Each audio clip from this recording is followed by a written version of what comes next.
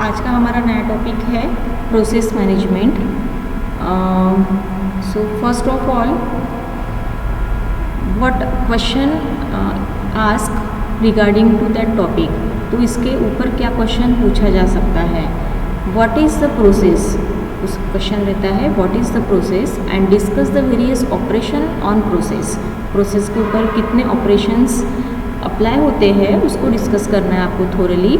और what is process, process की definition पूछी जाती है। या फिर क्वेश्चन ऐसा रहता है कि describe the concept of process creation and termination, process को कैसे क्रिएट किया जाता है और वो किस तरीके से टर्मिनेट होती है, ये एक दूसरा क्वेश्चन आपको पूछा जा सकता है। या फिर define process, explain the creation and termination operation in process. तो ऐसे डिफरेंट तरीके से क्वेश्चंस पूछे जा सकते हैं प्रोसेस मैनेजमेंट के ऊपर। सो अब हम स्टार्ट करते हैं हमारा process management topic. What is process, सबसे पहले हमें ये पता होना चाहिए कि प्रोसेस क्या होती है।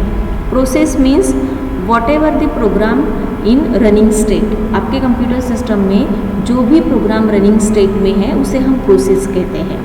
जैसे जो कमांड आपने आपके कंप्यूटर सिस्टम को दी है और वो कमांड अभी आपकी सीक्वेंशियली सबसे पहले तो वो कमांड जो है वो आपके लिए, आपके कंप्यूटर सिस्टम के लिए या ऑपरेटिंग सिस्टम के लिए एक जॉब होता है, ठीक है, एक टास्क होता है। जब वो टास्क वो एग्जीक्यूशन स्टेट पे आ जाता है और रनिंग स्टेट पे चलता है उसे हम प्रोसेस कहते हैं, रनिंग प्रोसेस कहते हैं। ओके, सो द डेफिनेशन में क्या रहेगा, a process is the basic unit of execution in an operating system. It is an abstraction that supports running programs. जितने भी प्रोग्राम्स रनिंग स्टेट में हैं, ठीक है, not only a single program, आपका मल्टीटास्किंग या मल्टी प्रोग्रामिंग सिस्टम है, वो मल्टीटास्किंग ऑपरेटिंग सिस्टम यूज़ किया हो या मल्टी प्रोग्रामिंग सिस्टम में वर्किंग में आप वर्क कर रहे हो, तो वहाँ पे not only execute a single task, you can also execute a multiple task, multiple program simultaneously, ठीक है, कॉन्करेंटली साइमल्टेनियसली आप मल्टीपल प्रोग्राम्स एग्जीक्यूट कर सकते हो। तो वो उसकी रनिंग स्टेट हो जाती है। जब वो एग्जीक्यूशन स्टेट पे रेडी स्टेट में एग्जीक्यूशन स्टार्ट कर देता है तो वो उसकी रनिंग प्रोसेस हो जाती है। तो जब भी कोई प्रोग्राम रनिंग स्टेट में है उसे हम कहते हैं process. It is called as process in terms of operating system, in terms of computer system उसे कहा जाता है process. Okay, a process is an instance of a computer program that is being sequentially executed by the computer system that has the ability to run the several computer programs concurrently। जैसे अभी मैंने थोड़ी देर पहले आपको वही बताया कि आपका कंप्यूटर सिस्टम मल्टीपल प्रोग्राम्स को कॉन्करेंटली यानी simultaneously at the same time execute कर सकता है मल्टीपल प्रोग्राम्स को, ठीक है, या फिर एक प्रोग्राम को एक बार भी एग्जीक्यूट कर सकता है। So it will B depends on कि आपने किस टाइप का ऑपरेटिंग सिस्टम या किस टाइप का कंप्यूटर सिस्टम में आप वर्क कर रहे हो, ठीक है, उस पर वो डिपेंडेंसी डिपेंड रहती है। बट अगर कोई भी टाइप हो या कोई भी बिहेवियर हो आपके सिस्टम का, प्रोसेस का मतलब ये होता है कि जो जितने भी प्रोग्राम साइमल्टेनियसली या सिंगुलरली रनिंग स्टेट में है, it is called as process, उसे हम प्रोसेस कहते हैं। A process is a program in execution, ठीक है, जो एग्जीक्यूशन स्टेट में है प्रोग्राम उसे प्रोसेस कहा जाता है।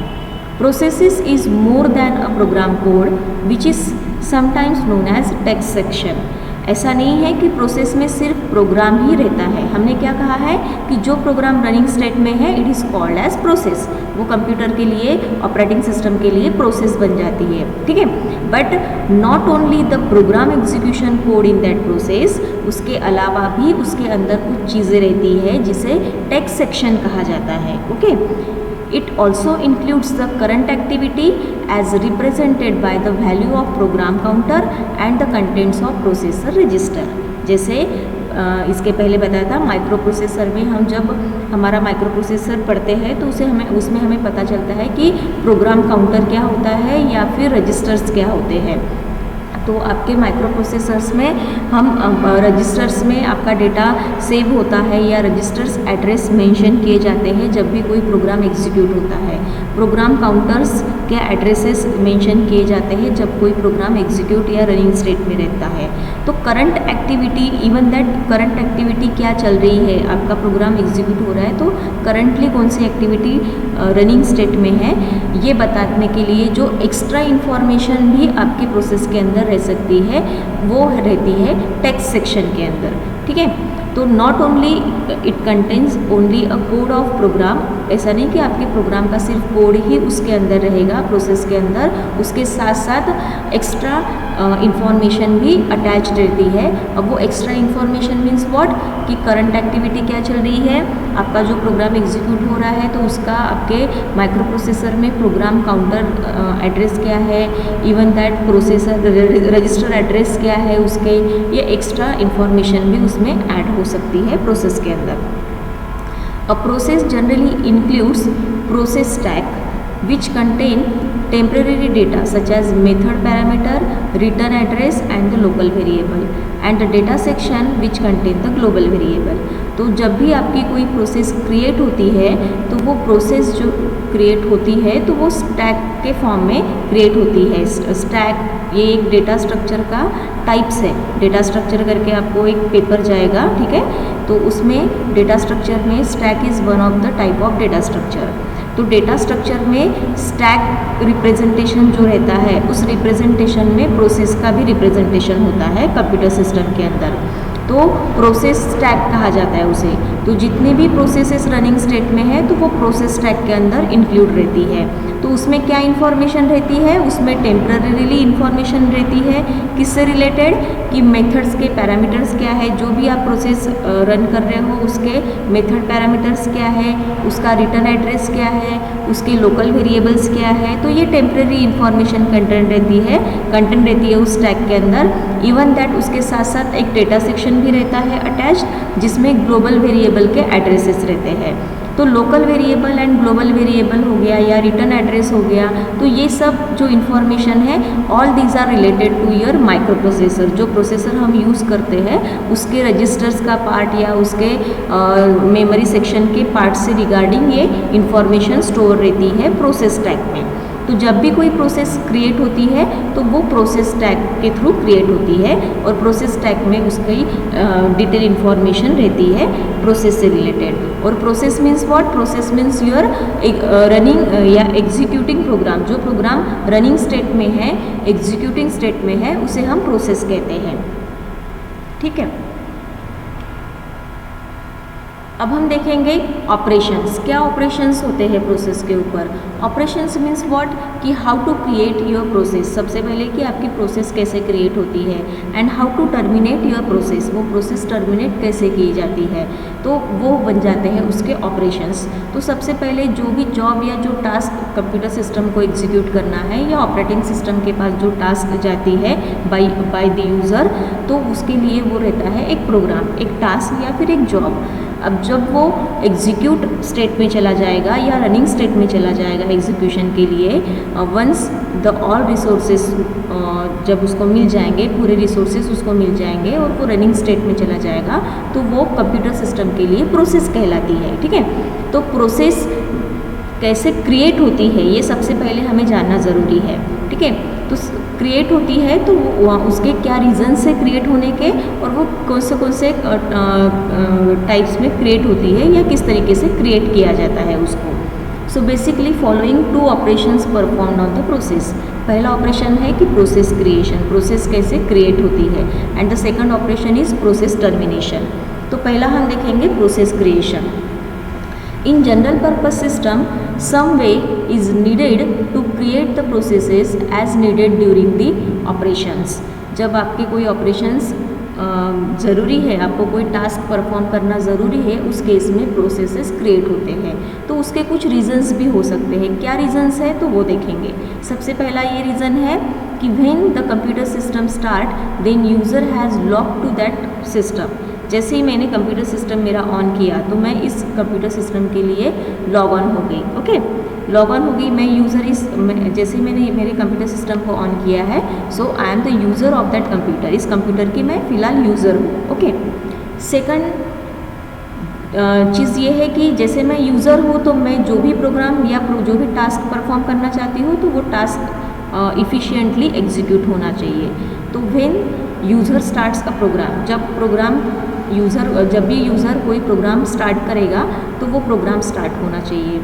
Operating system creates processes to provide the services, for example to manage printer. तो जैसे ही कोई प्रोसेस क्रिएट होती है, सो क्रिएट होने से पहले प्रोसेस क्रिएट कब होती है, जब आपका कोई टास्क या कोई प्रोग्राम एग्जीक्यूशन स्टेट में आ जाता है।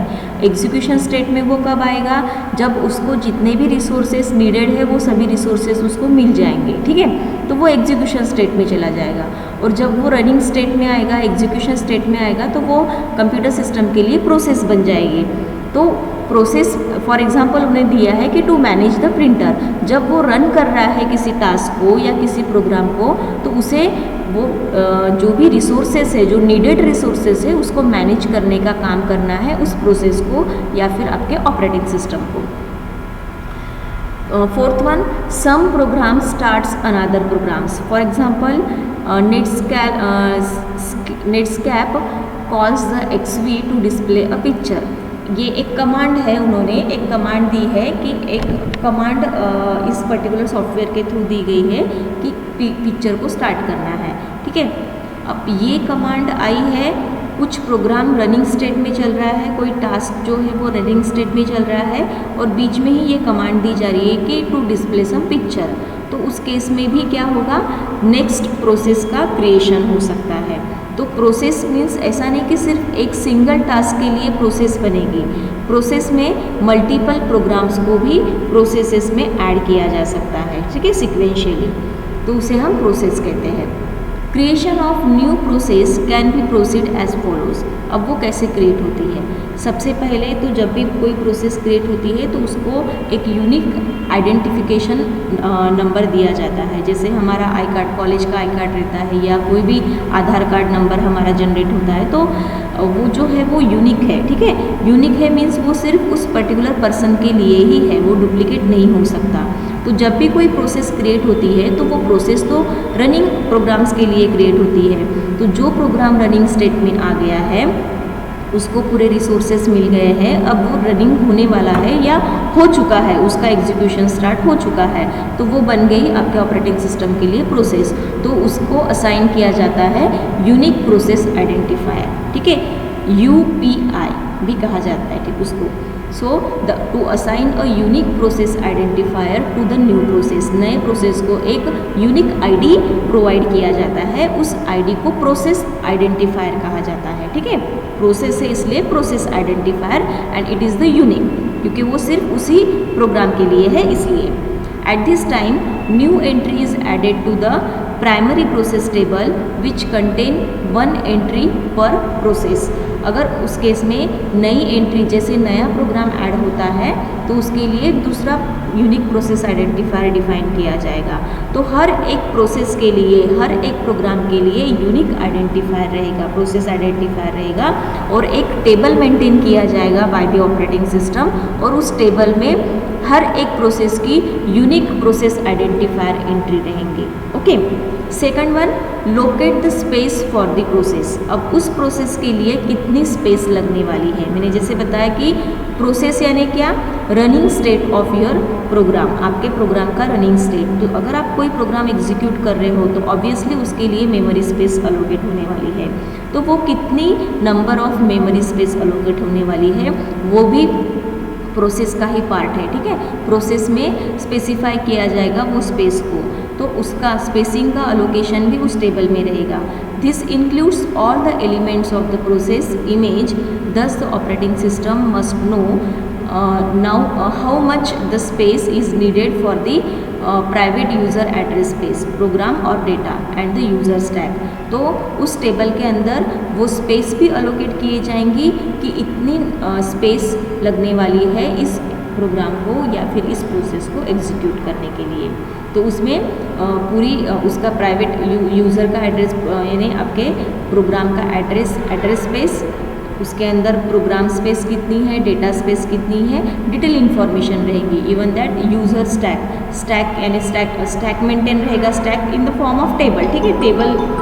टेबल के थ्रू ही आपका स्टैक यानी क्या कि वो टेबल ही मेंटेन होगा, it is in the form of stack, और उसमें ये डिटेल इन्फॉर्मेशन रहेंगी, ठीक है। Then initialize the process control block, ये भी सबसे इम्पॉर्टेंट चीज़ रहेंगे उसमें कि पीसीबी कहा जाता है उसे, ठीक है। जब भी कोई प्रोसेस क्रिएट होती है उसको प्रोसेस कंट्रोल ब्लॉक कहा जाता है। The process identification portion contain the ID of this process plus other appropriate IDs such as that the parent process. मतलब कि जब कोई प्रोसेस क्रिएट होंगी तो उस प्रोसेस को हम पीसीबी कहेंगे, ठीक है, प्रोसेस कंट्रोल ब्लॉक कहेंगे। अब उस प्रोसेस कंट्रोल ब्लॉक में उसका यूनिक प्रोसेस आइडेंटिफायर तो रहेगा ही, आईडी रहेगा ही, उसके साथ साथ अगर उसका कोई पेरेंट प्रोसेस भी है तो वो भी वहाँ पे मेंशन रहेगा, ठीक है। पेरेंट प्रोसेस यानी जैसे कुछ प्रोसेसेस ऐसे रहती है कि उसका एग्जीक्यूशन पेरेंट प्रोसेस पे डिपेंड रहेगा। पहला जॉब जैसे एग्जीक्यूट होता है और उसका जो भी आउटपुट आएगा उस आउटपुट पे डिपेंड रहेगा कि नेक्स्ट जॉब क्या एग्जीक्यूट होने वाला है। तो जो भी पहला जॉब होगा आपका वो हो गया पेरेंट जॉब, ओके। तो वो पेरेंट जॉब का भी आईडी यानी उसका भी प्रोसेस यूनिक प्रोसेस आइडेंटिफायर भी मेंशन रहेगा पीसीबी के अंदर, और जो करंट प्रोसेस है उसका भी यूनिक प्रोसेस आइडेंटिफायर मेंशन रहेगा।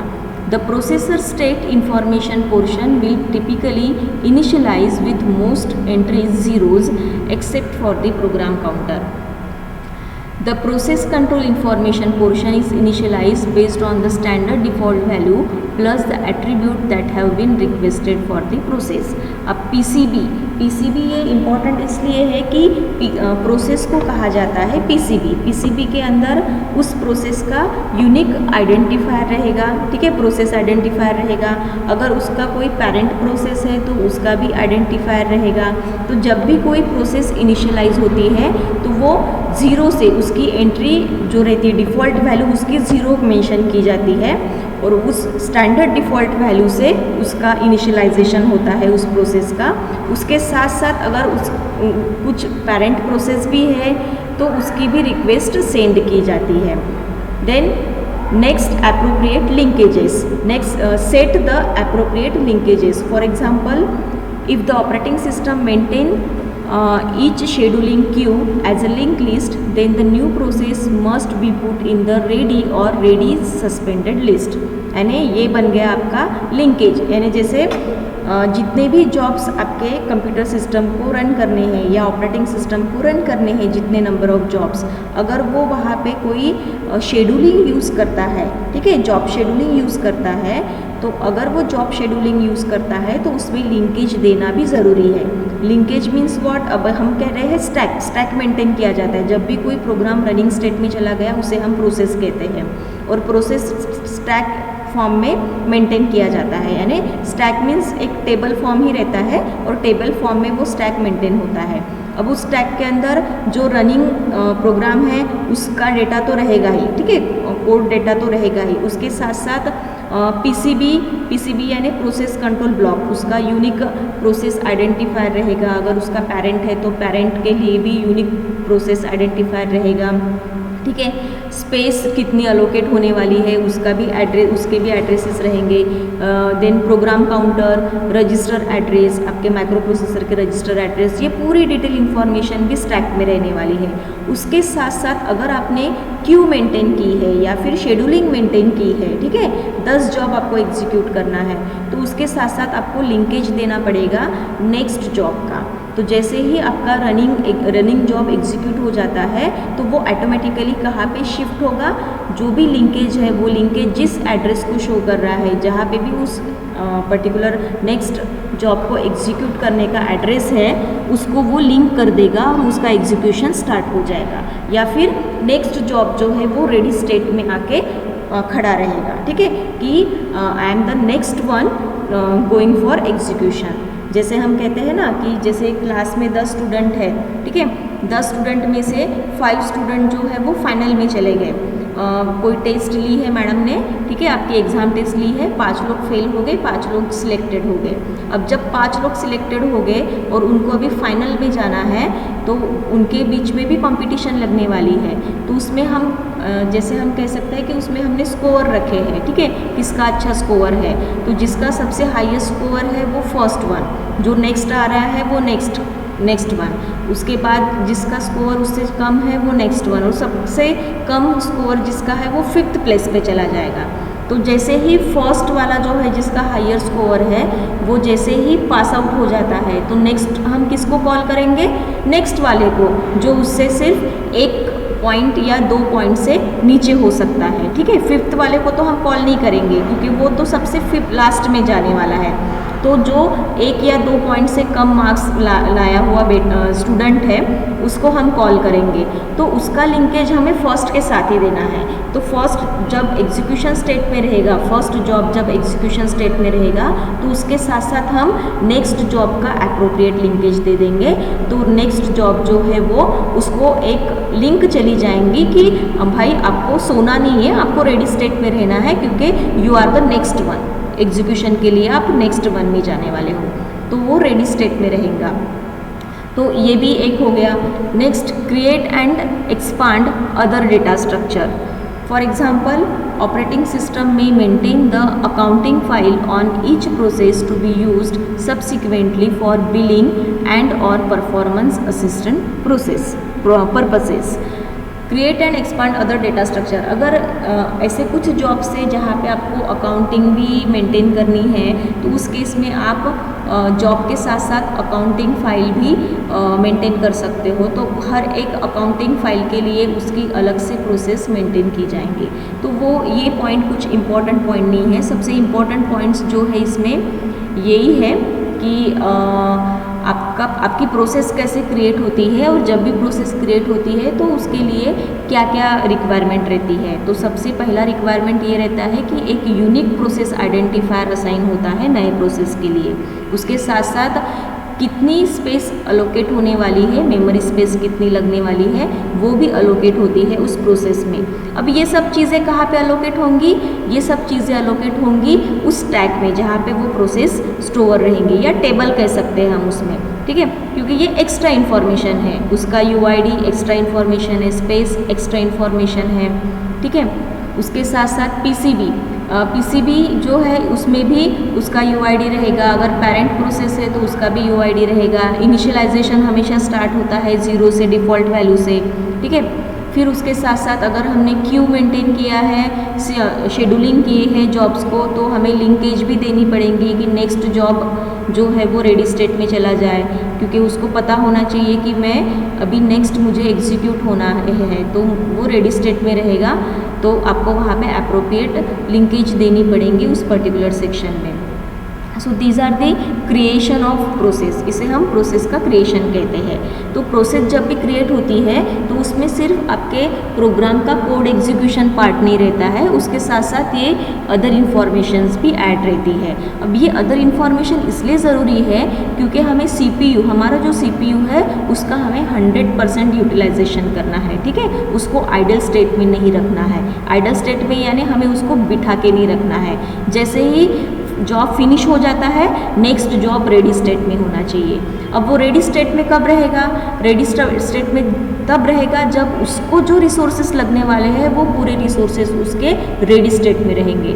तो वो पूरी इंफॉर्मेशन की आपकी फर्स्ट जॉब जब रनिंग स्टेट में आ जाएगा तो उसके साथ साथ ही आपको नेक्स्ट रेडी जॉब जो भी है या रेडी प्रोसेस जो भी है, प्रोग्राम जो भी है, उसका लिंकेज आपको यहाँ पे मेंशन करना पड़ेगा। ठीक है, this is called as process creation, उसे हम प्रोसेस क्रिएशन बोलते हैं। सो प्रोसेस टर्मिनेशन क्या होता है? एक बार प्रोसेस क्रिएट हो गई तो टर्मिनेट कब होती है? तो टर्मिनेट तो वो तब होगी जब उसका जॉब फिनिश हो जाएगा। So the process terminated when it finishes executing its last statement, जब आपके प्रोग्राम का जो लास्ट स्टेटमेंट है, program means a unit of code, ठीक है, एग्जीक्यूशन कोड, तो उसका जो लास्ट स्टेटमेंट है वो जब ख़त्म हो जाएगा एग्जीक्यूट करके तो वो टर्मिनेट हो जाएंगे आपकी process. Its resources are return to the system, जैसे ही उसका रनिंग स्टेट से वो एग्जीक्यूट हो गई प्रोसेस, तो उससे रिलेटेड जितने भी रिसोर्सेज है, CPU है, इनपुट आउटपुट डिवाइसेस है, डिस्क है, ठीक है, जितने भी रिसोर्सेस है, मेमोरीज है, वो सब रिलीज़ होने वाले हैं। ठीक है, रिटर्न होने वाले हैं। किसको रिटर्न होंगे? वो अपने अपने जगह पे जाके रिटर्न हो जाएंगे। It is purged from any system list और table and its process control block is erased. तो जैसे ही प्रोसेस सक्सेसफुली एग्जीक्यूट हो जाती है तो उसका पीसीबी जो स्टैक के अंदर रहेगा, जो प्रोसेस स्टैक जो मेंटेन होती है कंप्यूटर मेमोरी में, उसमें से उसे इरेज किया जाएगा क्योंकि वो सक्सेसफुली एग्जीक्यूट हो चुकी है, और उसकी जो मेमोरी स्पेस है वो रिटर्न हो जाएंगी फ्री मेमोरी पूल में। तो एक फ्री मेमोरी पूल मेंटेन किया जाता है कंप्यूटर सिस्टम में, जिसमें जो भी अलोकेटेड मेमोरी है उसको छोड़ के जो भी फ्री मेमोरी है उसका एक पूल रहता है। पूल यानी एक सीक्वेंस रहता है, और जैसे जैसे जॉब एग्जीक्यूट करने के लिए आती है तो रिगार्डिंग टू दैट जॉब जितनी अमाउंट ऑफ मेमोरी स्पेस उसको चाहिए उस हिसाब से उसको अलोकेट किया जाता है, और जैसे उसका जॉब एग्जीक्यूट हो गया तो वो मेमोरी स्पेस रिटर्न हो जाती है फिर से फ्री मेमोरी पूल पे। तो जैसे ही प्रोसेस टर्मिनेट हो जाएंगी, सक्सेसफुली एग्जीक्यूट हो जाएंगी, तो क्या क्या चीज़ें होने वाली है। सबसे पहले तो जो प्रोसेस टैग बनेगा उसमें से पीसीबी को इरेज किया जाएगा, पीसीबी का जो मेमोरी स्पेस है वो रिटर्न किया जाएगा फ्री मेमोरी पूल को। जितने भी एक्स्ट्रा रिसोर्सेस उसने कैप्चर किए थे, अलोकेट किए थे, उसको वो पूरे एक्स्ट्रा रिसोर्सेस रिटर्न हो जाएंगे अपने अपने जगह पे सिस्टम को, ठीक है। The new system terminates the existing process usually due to the following reason. अब इसमें एक चीज़ हो सकती है कि ये तो हो गया normal successful execution of job, जब जॉब का सक्सेसफुल एग्जीक्यूशन हो जाता है तब ये चीज़ें हो जाएंगी, ठीक है। बट कभी कभी ऐसा होता है कि हमारा जॉब एग्जीक्यूशन में है बट बीच में ही हमें कुछ ऐसा कुछ हो जाता है कि हमें नेक्स्ट जॉब स्टार्ट हो जाता है हमारा एग्जीक्यूशन। तो उसके रीजंस क्या हो सकते हैं। पहला रीज़न तो ये है कि नॉर्मल एग्जिट यानी जो प्रोग्राम आपका एग्जीक्यूशन स्टेट में है, रनिंग स्टेट में है, वो सक्सेसफुली एग्जीक्यूट हो गया, टर्मिनेट हो गया, ठीक है, उसने अपना जॉब फिनिश कर लिया, तो आपका नेक्स्ट जॉब जो है वो ऑटोमेटिकली स्टार्ट हो जाएगा क्योंकि आपने वहाँ पे लिंकेज दिया है नेक्स्ट जॉब के लिए, और नेक्स्ट जॉब आपका रेडी स्टेट में खड़ा हुआ है। तो वो जैसे ही रनिंग स्टेट वाला जॉब एग्जीक्यूट हो जाएगा, रेडी स्टेट वाला जॉब ऑटोमेटिकली एग्जीक्यूशन स्टेट में चला जाएगा, रनिंग स्टेट में चला जाएगा। ये एक प्रोसेस हो गई। सेकंड ये हो सकता है कि एरर एग्जिस्ट, अगर एरर आता है तो, ठीक है। When the process discover some fatal error then the process terminate. अगर in between the running execution program अगर कोई एरर आती है, कोई भी रीज़न हो सकता है, ठीक है, किसी भी रीज़न की वजह से अगर कुछ एरर आती है, फेटल एरर कहा जाता है उसको, तो आपकी प्रोसेस बीच में ही टर्मिनेट हो जाएंगी। और अगर वो टर्मिनेट हो गई तो क्या होगा, जो रेडी स्टेट में नेक्स्ट प्रोसेस है वो एग्जीक्यूट करना स्टार्ट कर देंगी, और वो जो टर्मिनेट की गई, बीच में जो टर्मिनेट हुई प्रोसेस है वो कब रिस्टार्ट होंगी, जब उसका जो प्रॉब्लम आया हुआ है वो प्रॉब्लम जब सॉर्ट आउट हो जाएगा तब वो एग्जीक्यूशन करना स्टार्ट कर देंगे। तो एक एग्जाम्पल भी उन्होंने यहाँ पे दिया है। For example, user tries to compile the program that does not exist. For example, आपने कोई C++ में प्रोग्राम लिखा है, तो कंपाइलर का काम क्या है, प्रोग्राम में से एरर्स या बग्स को रिमूव करना। तो अगर कोई एरर आता है तो उस केस में वो कंपाइल नहीं होगा, कंपाइल नहीं होगा तो वहाँ पे आपकी प्रोसेस स्टॉप हो जाएगी। तो जब तक आप वो एरर सॉर्ट आउट नहीं करोगे तो आपका प्रोग्राम सक्सेसफुली एग्जीक्यूट नहीं होगा। तो फिर आपका CPU जो है वो आइडल थोड़ी बैठा रहेगा ना, वो नेक्स्ट जॉब को एग्जीक्यूट करना स्टार्ट कर देगा। थर्ड रीज़न ये हो सकता है फेटल एरर, वही एरर एग्जिस्ट या fatal error. Error caused by the process due to some bugs in the program. For example, executing an illegal instruction, referring non-existing memory and dividing by 0। तो ये कुछ errors के types है, ठीक है। Non existing memory यानी ऐसी memory space या मेमोरी एड्रेसेस हमने अलोकेट किए हैं उस जॉब को जो नॉन एग्जिस्ट है, एग्जिस्ट ही नहीं है हमारे कंप्यूटर सिस्टम में, तो एरर आ गया। डिवाइड बाय 0 एरर, ये भी एक एरर का टाइप है। ऐसे कुछ इलीगल इंस्ट्रक्शन, जो इंस्ट्रक्शंस अवेलेबल ही नहीं है या एग्जिस्ट ही नहीं है, ऐसे कुछ इलीगल इंस्ट्रक्शंस हमने एग्जीक्यूट करना स्टार्ट कर दिया, तो वो भी सब क्या आते हैं, एरर में ही कहा जाता है उसको, और उसे हम फेटल एरर कहते हैं। तो ऐसे कुछ एरर कॉज अगर होते हैं तो आपका जो प्रोसेस है, रनिंग प्रोसेस जो है वो टर्मिनेट हो जाता है बीच में ही, ठीक है, विदाउट सक्सेसफुली कंप्लीशन नहीं हुआ है, उसका जॉब कंप्लीट नहीं हुआ है, but by reason of this some problems उसको बीच में ही टर्मिनेट करना ज़रूरी रहता है। फोर्थ वन ये हो सकता है killed by the another process, किसी ज़रूरतमंद प्रोसेस के थ्रू उसको किल्ड किया जा सकता है। किल्ड यानी मार देना। The process executes the system call telling the operating system to terminate some other processes. In Unix this call is called as killing. Killing ये वर्ड यूनिक्स में कहा जाता है। आप जब यूनिक्स पढ़ोगे तो वहाँ पे आपको ये किलिंग वर्ड आएगा। तो किलिंग का मतलब ये होता है कि कोई रनिंग प्रोसेस है उससे भी ज़्यादा इम्पॉर्टेंट या प्रियोरिटी वाली हाईएस्ट प्रियोरिटी वाली प्रोसेस अगर हमें एग्जीक्यूट करना ज़रूरी रहता है तो उस केस में एक सिस्टम कॉल सेंड किया जाता है ऑपरेटिंग सिस्टम को, और ऑपरेटिंग सिस्टम बीच में ही आपके रनिंग सिस्टम को जो है वो टर्मिनेट कर देती है। Okay, in some system when the process kill all the processes it created are killed as well। ठीक है, स्क्रीन क्या हुआ? मैम स्क्रीन नहीं दिख रही।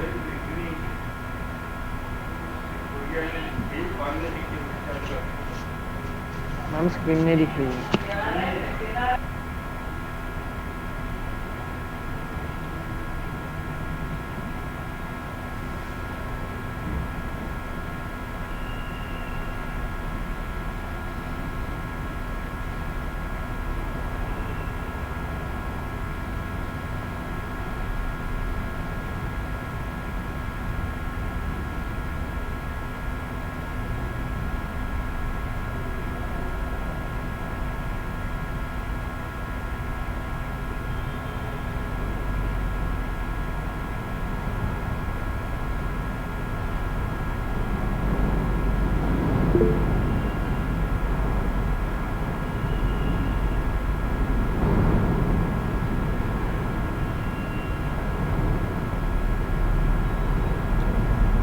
अब दिख रही है क्या स्क्रीन?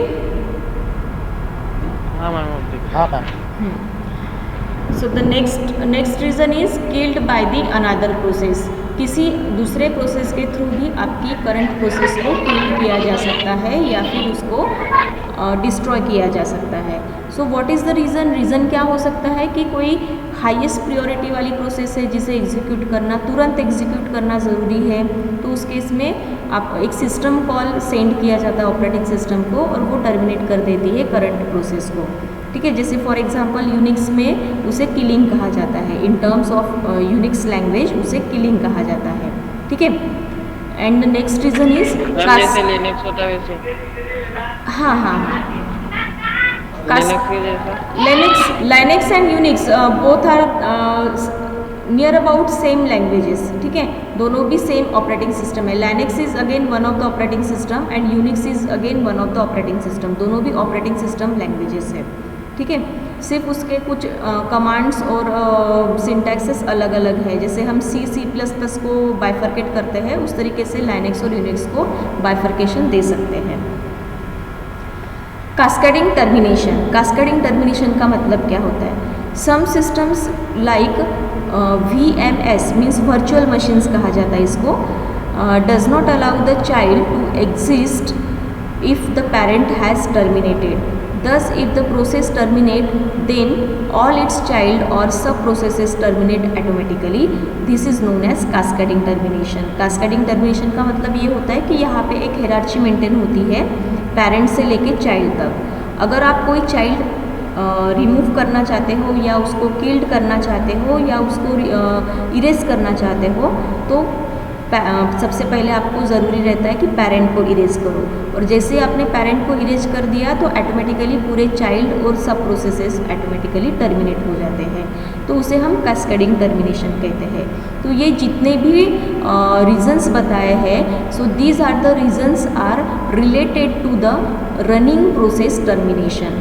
जो आपकी प्रोसेस रनिंग स्टेट में है तो उसके कुछ रीजंस हो सकते हैं कि वो टर्मिनेट क्यों हुई। ठीक है, विदाउट कंप्लीटिंग देयर जॉब। उसका जॉब तो एग्जीक्यूट नहीं हुआ, उसका जॉब तो कंप्लीट नहीं हुआ, बट वो टर्मिनेट हो गई।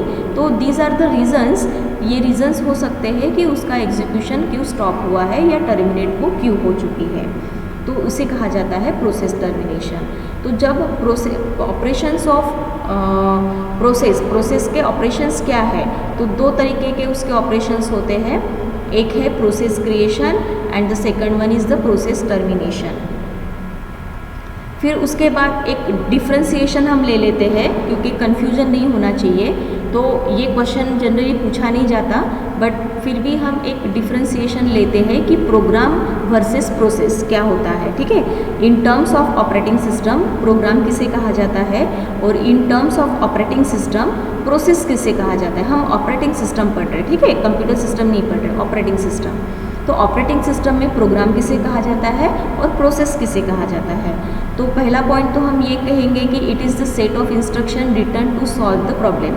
अगर आपने कोई सेट ऑफ इंस्ट्रक्शन का कोड लिखा है, जैसे C++ में आप कोई प्रोग्राम लिखते हो, जावा में कोई प्रोग्राम लिखते हो या विजुअल बेसिक में कोई प्रोग्राम लिखते हो, तो this is the set of some instruction कि कोई प्रॉब्लम है, कोई आपको प्रॉब्लम दिया गया है, उसको सॉल्व करने के लिए आपने कोई इंस्ट्रक्शन लिखा है या कोई कोड लिखा हुआ है, ठीक है, उसे आप प्रोग्राम कहते हो।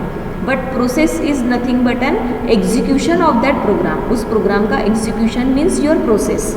ओके, सेकंड पॉइंट ये कहेंगे कि it is the passive entry such as file stored on the disk. जब आप कोई सेट ऑफ इंस्ट्रक्शन लिखते हो या कोड लिखते हो किसी प्रोग्राम का, तो उसको सेव करते हो, सेव करने के बाद वो परमानेंटली आपके डिस्क पे सेव हो जाता है इन टर्म्स ऑफ फाइल्स। ठीक है, सी में सी की फाइल बनती है, C++ में C++ की फाइल बनती है, जावा में जावा की फाइल बनती है। तो इन टर्म्स ऑफ फाइल वो डेटा, वो इंस्ट्रक्शन सेव होता है परमानेंटली आपके कंप्यूटर सिस्टम पे। बट इसीलिए उसको पैसिव एंट्री कहा गया है। ठीक है, passive entry. But the process is the active entry as the number of resources are associated with it. Active entry यानी इसलिए क्योंकि जब आपका वो प्रोग्राम रनिंग स्टेट में रहता है, इसलिए वो एक्टिव एंटिटी है। और रनिंग स्टेट में है इसका मतलब कि उसको जो भी रिसोर्सेज लगने वाले हैं एग्जीक्यूशन के लिए, वो पूरे रिसोर्सेज उसके साथ एसोसिएटेड है। ठीक है, वो फ्री नहीं है या आइडल नहीं है, it will be associated at that time with that particular process और with that particular program. Third one, a program is a single entity in itself और two or more processes may be associated with the same program. तो एक programme, उसको हम single entity, एक ही programme है तो single entity बोल सकते हैं। और प्रोसेस यानी एक प्रोग्राम को हम नंबर ऑफ प्रोसेस करके हम उसको कॉल कर सकते हैं, यानी एक प्रोग्राम नंबर ऑफ प्रोसेस के साथ एसोसिएट हो सकता है। ठीक है, जैसे हम नेटवर्किंग में लेंगे या लोकल एरिया नेटवर्क में, तो एक प्रोग्राम है जो सर्वर पे है और वो उसी प्रोग्राम को 3-4 लोग मिलके क्या कर रहे हैं, शेयर कर रहे हैं। तो वो हर एक उसका जो भी पार्ट शेयर हो रहा है वो पार्ट एज अ प्रोसेस करके शेयर हो रहा है। तो single program associated with more than processes. Program are present usually in the secondary memory and processes are found in the main memory. Secondary memory means your permanent memory, जहाँ पे वो stored है। main memory यानी ये active part है, execution part है, तो execution part जो भी होता है वो मेन मेमोरी में होता है, इसलिए उसको मेन मेमोरी कहा गया है। तो प्रोसेसेस जो भी फाउंड होते हैं वो मेन मेमोरी पे फाउंड होते हैं। Program remains in the same state throughout its lifetime. तो प्रोग्राम जिस तरीके का कोड आपने एक बार लिख लिया, सेव कर दिया, तो throughout the lifetime वो उसी स्टेट में आपको मिलेगा। Process continue to changes its state among the 5 possible states: new, summing, waiting, ready and terminated. जैसे मैंने अभी आपको 2 स्टेट बताए, creation of the process and termination of the process. ठीक है, उसमें भी उसके अलग अलग 5 स्टेट्स है, ठीक है, स्टेट्स यानी उसके स्टेजेस। तो पहला तो new, second one summing, third one is waiting, fourth one is ready and fifth one is the terminated. तो ऐसे 5 स्टेट्स से प्रोसेस चलती है। लेकिन प्रोग्राम एक बार आपने लिख लिया, उसको सेव कर दिया, तो वो लाइफ टाइम के लिए उसी स्टेट में अवेलेबल मिलेगा आपको कंप्यूटर सिस्टम में। Program is represented on disk by its name. ठीक है, अगर आपने सेव किया है तो वो डिस्क में उसकी नाम से आपको मिलेगा। Process is represented in the main memory by PCB, process control block, और द प्रोसेस कंट्रोल ब्लॉक। तो पहले ही मैंने बताया कि जब प्रोसेस क्रिएट होती है तो उसको प्रोसेस यूनिक प्रोसेस आइडेंटिफायर मिलता है, ठीक है, एक आईडी मिलता है और वो आईडी कहा जाता है, उसे कहा जाता है प्रोसेस कंट्रोल ब्लॉक। तो जब भी कोई प्रोसेस रिप्रेजेंट होती है मेन मेमोरी में तो उसको एक यूनिक पीसीबी मिलता है, प्रोसेस कंट्रोल ब्लॉक मिलता है एग्जीक्यूशन के लिए, और एक प्रोसेस यूनिक प्रोसेस आइडेंटिफिकेशन मिलता है उस पर्टिकुलर प्रोसेस को, और वो सिर्फ उसी वक्त ही रहेगा जब तक उसका एग्जीक्यूशन है। Once your execution is terminated PCB is erase from that stack, उस स्टैक में से पीसीबी को इरेज किया जाता है। बट प्रोग्राम में वैसा नहीं है। प्रोग्राम एक बार आपने C++ का लिख लिया, किसी नाम से सेव कर दिया किसी ड्राइव के अंदर, तो वो लाइफ टाइम के लिए आपको उसी नाम से वहाँ पे सेव मिलेगा और उसी स्टेट में सेव मिलेगा। The behaviour of the program depend on the experience and the programming capability of the human programmer, that is it is under the control of users। Obviously program किसने लिखा है? Users ने लिखा है, तो उसकी जो भी एबिलिटी है वो किस पे डिपेंड है? प्रोग्रामर के ऊपर डिपेंड है। प्रोग्रामर चाहे तो उसको आगे चल के उसको एडिट कर सकता है, इरेज कर सकता है, या उसमें कुछ न्यू फीचर्स भी ऐड कर सकता है। But the behaviour of process depends on the program, उसका बिहेवियर प्रोग्राम पे डिपेंड रहता है। That is whether it is the input output bound the program और CPU bound program etc. Also the execution of process is under the control of operating system and the CPU, ठीक है। तो जैसे programme का behaviour किस पे depend है? User पे डिपेंड है। यूज़र, आपको एक प्रोग्राम दिया गया है, 10 स्टूडेंट है मेरे सामने और मैंने एक प्रोग्राम दिया है एडिशन ऑफ 2 नंबर्स का, तो पूरे 10 के 10 स्टूडेंट्स एक ही सेम तरीके से उस प्रोग्राम को नहीं लिखेंगे। हर किसी को अपने अपने माइंड से लिखने का क्या है, इंडिपेंडेंसी है, तो हर कोई अपने अपने माइंड से अलग अलग तरीके से सोचेगा और अलग अलग तरीके से उसको लिखेगा उसका कोड, ठीक है।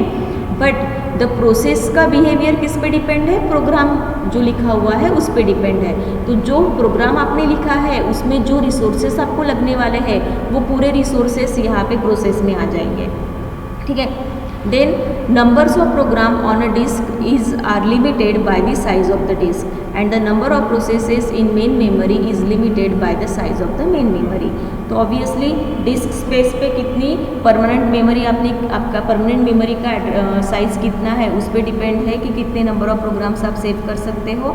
और यहाँ पे रैंडम एक्सेस मेमोरी में जो नॉन वोलेटाइल मेमोरी रहती है हमारी, ठीक है, उसका साइज़ कितना है मेन मेमोरी का, उस पर डिपेंड है कि नंबर ऑफ प्रोसेसेस कितने रन करोगे आप एट द सेम टाइम। तो ये डिफरेंसेस रहेंगे प्रोग्राम और प्रोसेस के बीच में।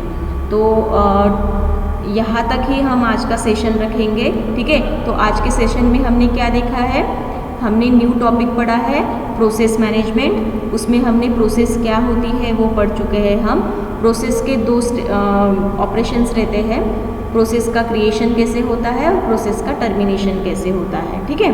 और उसके रीजंस भी बताए हैं, दोनों स्टेट्स में रीजंस बताए हैं कि प्रोसेस क्रिएशन के रीजंस क्या है, प्रोसेस टर्मिनेशन में क्या रीजंस हो सकते हैं कि अगर कोई प्रोसेस बीच में ही टर्मिनेट हो जाएगी। और हमने उसके बाद लास्ट पे पढ़ा है कि प्रोग्राम और प्रोसेस दोनों के बीच में क्या डिफरेंसेस है। सो तो दैट्स इट फॉर टुडे। आज का सेशन सिर्फ हमारा इतना ही है। 2 मिनट रुको।